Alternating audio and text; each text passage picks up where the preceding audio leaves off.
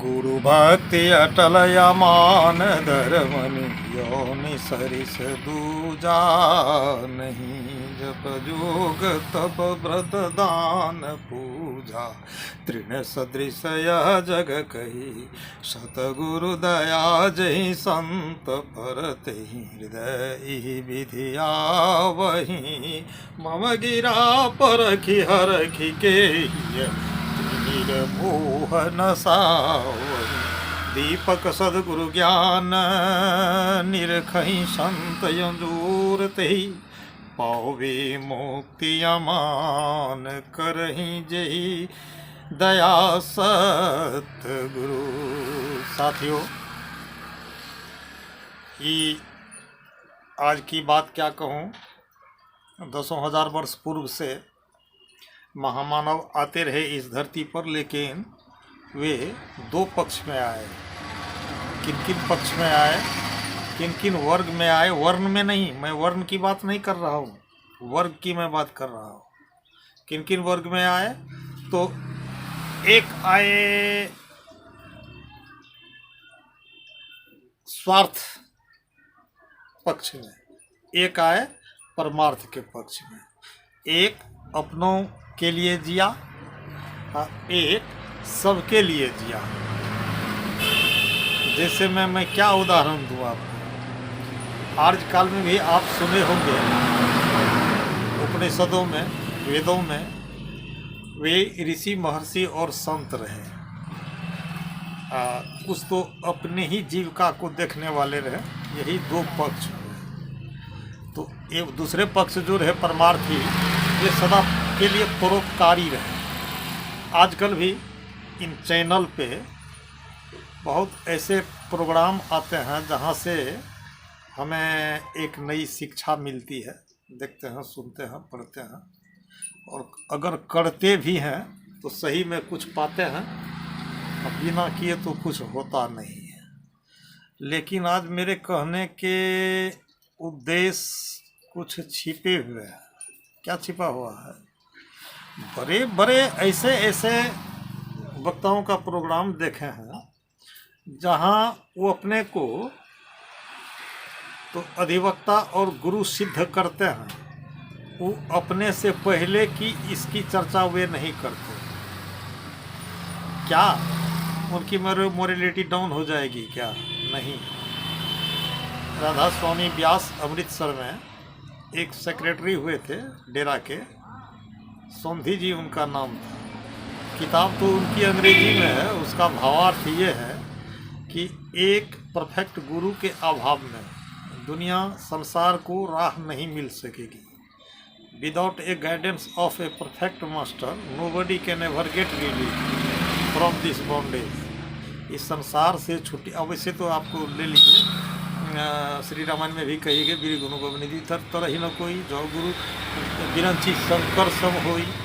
ब्रह्मा हो या विष्णु महेश हो या इंद्र, कोई भी हो, अगर उन्हें ज्ञान की इच्छा है, ज्ञान प्राप्ति का इच्छा है, तो बिना गुरु ज्ञान की होई वैराग्य भी। तो एक मास्टर था स्कूल में, आप देख लीजिए, बच्चे जितने भी पास करके आज इंजीनियर और IPS बने हैं, अगर स्कूल में शिक्षक के पास न पढ़े तो अपने से पढ़ के वह उपलब्धि हासिल नहीं कर पाएंगे। इसलिए इनकी हमने जो पहले कही, गुरु भक्ति अटल अमानी धर्मनि, धर्मदास को कहा जा रहा है। गुरु भक्ति अटल अमान धर्मनि योनि सरिस दूजा नहीं। जप व्रत जोग तप संयम तृण सदृश यह जग कही। तृण कहते हैं तिनका को। जितने भी सारे आप जो करें, भक्ति करें, ध्यान करें, सदाचार करें, जो कुछ भी करें, तृण सदृश यह जग कही, तिनके के समान है। कहाँ? जहाँ गुरु भक्ति का अभाव हो। एक छोटी सी 1 मिनट में मिथक आपके सामने प्रस्तुत करता हूँ। बातें सच हो या झूठ, उसका ऐतिहासिक कोई प्रमाण, लेकिन हाँ, शास्त्र वेदों में बड़ी मर्यादा पूर्ण इस बात को गाई जाती है। वह क्या है? तो सुखदेव जी शायद व्यास जी के ही पुत्र रहे थे। तो व्यास जी कुछ कथा सुना रहे थे।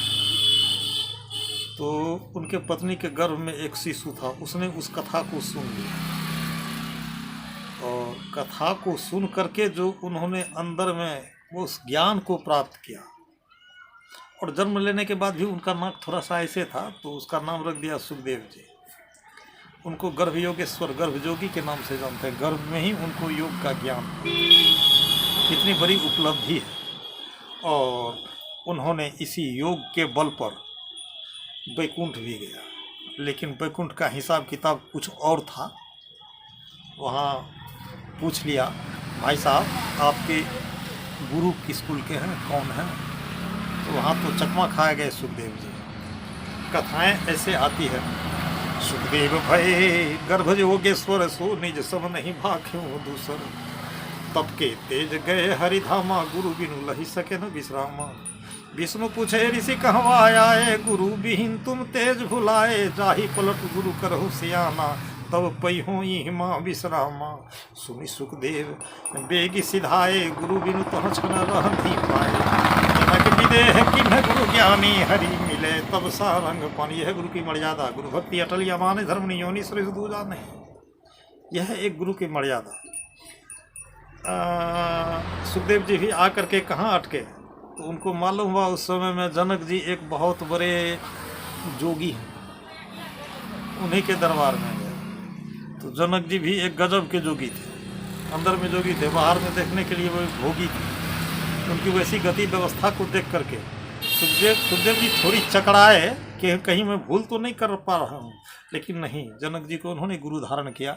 उसके बाद उसको परमात्मा की प्राप्ति हुई। अच्छा, तो ये तो मैं आपको कथा पौराणिक बातों को कही। अब थोड़ी सी हम लोग जहाँ बैठते हैं उस लेयर में, उस प्रोफाइल में, ताकि ये बातें हम तमाम बंधुओं को समझ में आए। वह क्या है? वैसे तो श्री रामचरितमानस के एक पंक्ति में लिखा हुआ है, बंदों गुरुपद कंज कृपा सिंधु नररूप हरि। जरा इसके अर्थ को अच्छी तरह से महीनी से पढ़िए। गुरु की मैं वंदना करता हूँ, बंदो गुरुपद कंज कृपा सिंधु, कृपा के सागर, नर रूप हरि, नर के रूप में हरि। विडंबनाएं और हैं। आजकल जितने भी धर्मावलंबी हैं, चाहे जो भी धर्म हो, अगर वे आपको ऐसी झांकी देते हैं कि सातवें आसमान पे ईश्वर का निवास है और उनके जूते भी 3 फीट के हैं, तो अब वे परमात्मा जितने बड़े हों, कहीं तो उनको विराट पुरुष कह के जाना गया है। अच्छा, विराट पुरुष भी कह के जाना गया है। हम लोग जो गुरुकुल में पढ़े हैं उसको त्राटक कहते हैं, और त्राटक में सच में एक विराट पुरुष सामने आता है। उसमें भी क्या 100, 200, 400, 500, 1000 फीट का, वह है कुछ नहीं, वह केवल आपकी परिछाई है और इसके अलावा कुछ नहीं है। तो वह भी है, कैसे है? तो मैं कहता हूँ, और शायद आप सुनते होंगे, और सुनने के बीच में मन में भी एक प्रश्न खड़ा हो रहा होगा। यदि आप लोग ऐसा देखना चाहते हैं तो 30 दिन कृपया चुपचाप बैठ करके 2 मिनट, 4 मिनट, 5 मिनट बैठना सीखिए। और बैठना सीखने के बाद आंख बंद करके थोड़ा सा मन को स्थिर कीजिए, चाहे आंख खोल के स्थिर कीजिए। अगर आंख बंद करके आप करते हैं तो ये प्रयास कीजिए कि 5 मिनट तक मैं आंखें खोल ना पाऊँ, या खुली आंखों से प्रयोग करना चाहते हैं तो ये भी प्रयास कीजिए कि 1 मिनट तक मेरे पलक न झपके। इसके बाद जो कमेंट्स आएगा मैं आपको एक तर्क भेजूंगा, और देखिएगा आपके भी सामने में सैकड़ों हजारों फीट का एक आपकी परिछाई न, जिसको विश्व विराट रूप कह के जाना गया। अच्छा, तो ये सारे के सारे बाहर में जितने भी धार्मिक शिक्षाएं दी जाती है वो सक्सेस आखिर क्यों नहीं है? वैमनस्यता और विभिन्नता क्यों नहीं है? एक मदर टेरेसा हुई कलकत्ता में, भारत नहीं भारत के अलावे में भी उसका नाम है, नोबेल पुरस्कार से पुरस्कृत एक महिला रही थी, नर्स का काम कर रही थी। नहीं कुछ तो एक अनाथ आश्रम भी तो खोल ली, सिद्धि पाई, प्रसिद्धि पाई, बच्चों को पाला पोसा, शिक्षा दिया, दीक्षा दिया। हर कुछ के गर्भ में एक बात है, क्या? तो ईसाइयत का ज्ञान दिया, कन्वर्जन किया कि मेरे ईश्वर सबसे महान है, तुम इसको मानने का प्रयास करो। ऐसी बातें आप किसी मुसलमान बंधुओं से कह दीजिएगा, कहेगा सारा फॉल्स, ये सब काफिर के काफिर है, सिर्फ एक मेरा खुदा मियाँ है, उसके अलावा कुछ नहीं, ला इलाहा इल्लल्लाह मुहम्मदुर रसूलुल्लाह। मोहम्मद ही उनके रसूल हैं, एक अल्लाह के सिवा दूसरा कोई माबूद नहीं। जहाँ जाएंगे आप, हिंदुओं के धर्म में जाएंगे तो राम मेरे सबसे बड़े हैं। अगर राम मेरे ईश्वर हैं तो ठीक है, दशरथ जी ईश्वर के बाप हुए, वहाँ मत जाइए। राम एक महामानव थे, राम एक महापुरुष थे, युद्ध विद्या में पारंगत थे, ज्ञान विद्या में, योग विद्या में, हर विद्या में वो पारंगत थे। उनको हम लोग एक महामानव के रूप में जानते हैं। कई मंदिर बनी हुई है तो वह उनका एक स्मारक हुआ, उसके बहाने हम लोग थोड़ी सी स्थिर अपने आप में होने का प्रयास करते हैं। ईश्वर शब्द का संकेत, कॉन्सेप्ट यहीं खत्म हो जाता है। इसके अलावे अगर किन्हीं के मन में वह भ्रांति हो तो जाएं, कृपया दयानंद सरस्वती जी से भेंट करें। जैसा उन्होंने परिभाषा किया, बहुत सटीक और उदार परिभाषा किया है। अवतारवाद को तो उन्होंने एकदम गलत ठहराया है। अवतारवाद है ही नहीं कुछ। अगर वह परमात्मा, वह ईश्वर सर्व सक्षम, सबसे विराट हो, ये छोटे से हृदय में कैसे समाएगा? कहना उनका भी जायज़ है, लेकिन वेदों का जो आह्वान, वेदों का ही ये भी आह्वान है, अनुर नियामन, वह सूक्ष्म तद बहिरंतस्स भूतानाम चराचरम में सब सूक्ष्म त्वातद अविज्ञेयम, इतना सूक्ष्म है कि वह जानने में नहीं आता, उतना छोटा भी तो है। अगर छोटा ही है तो आप जागतिक वस्तुओं को छोड़ करके आप अणुओं के पास जाएं, परमाणुओं के पास जाएं, परमाणु का भी खंडन करके जिन ज्योतिर्मय कणों के पास जाते हैं, उससे भी महीन उनके भी हृदय में वो उन ईश्वर का निवास होता है। जिसकी स्थिति परिस्थिति जहाँ भी हो, बाहर है, अंदर है, आसमान पे है, पाताल में है, हर जगह है, लेकिन प्राप्ति उनकी आपको अपने ही अंदर में है। धर्म को आपको अपने ही अंदर से उखाड़ना पड़ेगा।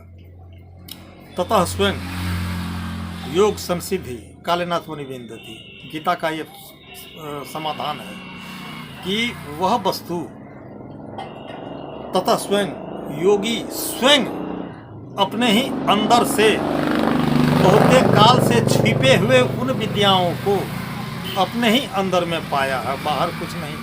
बाहर जो कुछ भी है वह एकमात्र राजनीति है। अच्छा ठीक है, सारा धर्मानुसंधान आपके ही देश भारत में हो रहा है। बगल में आप श्रीलंका जाएं, भगवान बुद्ध हैं। जापान, कोरिया, चाइना, रसा चले जाएं, वहाँ तो ऐसा कंसेप्ट पढ़ाया जाता है, नास्तिक दर्शन। क्या वे लोग दुखी हैं जीवन में? काफ़ी सुखी हैं वे लोग। तब ये भ्रांति अपने अंदर में न पालें कि बाहर कुछ प्राप्ति का साधन है। बाहर जो है वो आर्थिक तंत्र है, अर्थतंत्र है। परमार्थिक तंत्र बाहर नहीं है, वह है आपके अंदर में। कृपया उसमें गोता लगाने का प्रयास किए। तब हम जो आपको कहना चाह रहे थे, गुरु भक्ति अटल अमान धर्म नियोनि सरिस दूजा, गुरु के रूप कई होते हैं। पहला गुरु है माता व पिता, रज बिरज के सोई है दाता। दोसर गुरु है दगरिन दाई, गर्भवास के फंद छोड़ाई। तेसर गुरु जो धरिया नामा, ले नाम पुकार ही गामा।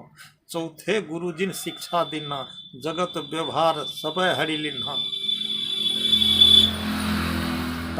पांचम गुरु जिन मंत्र पढ़ाया, जहाँ के माल तहाँ पहुँचाया। गुरु के रूप अनेक हैं। माता पिता भी गुरु हैं, शिक्षादाता भी गुरु हैं, वैष्णव बनाने वाले भी गुरु हैं, आत्मज्ञान देने वाले भी गुरु हैं। इन तमाम गुरुओं के आधार जो हैं वे अंतिम गुरु हैं, जो आपको एक अच्छे मार्ग पर प्रशस्त करके आपको अपने गंतव्य स्थान तक पहुंचने का जो शिक्षा देते हैं, वे अंतिम गुरु होंगे।